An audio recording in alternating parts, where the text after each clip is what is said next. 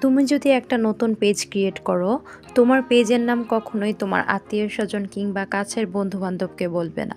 কেন বলছি এই কথা? সেটা জানতে হলে অবশ্যই পুরো ভিডিওটা দেখো।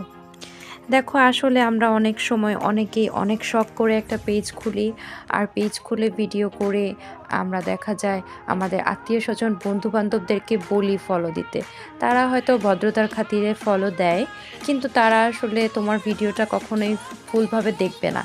এতে কি হবে, তোমার ভিডিওটা প্লে না করেই চলে গেলে ভিডিওটার রিচটা ডাউন হয়ে যাবে।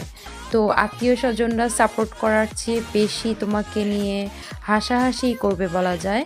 তো সেই জন্যই তোমরা কখনোই পেজ খুললে পেজটা গ্রো করার আগে আত্মীয়স্বজন কিংবা কাছের বন্ধুবান্ধবকে নিজের পেজের নামটা জানাবে না।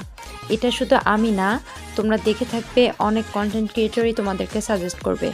আর এটা আমি প্রথমে বুঝিনি যে কেন তারা নিজেদের পেজের নাম বলতে চায় না।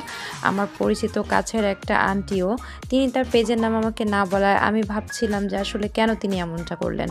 কিন্তু এখন আমি নিজেই রিয়েলাইজ করতে পারছি যে আসলে নিজের পেজটা গ্রো করার আগ পর্যন্ত কখনোই শেয়ার করা উচিত না।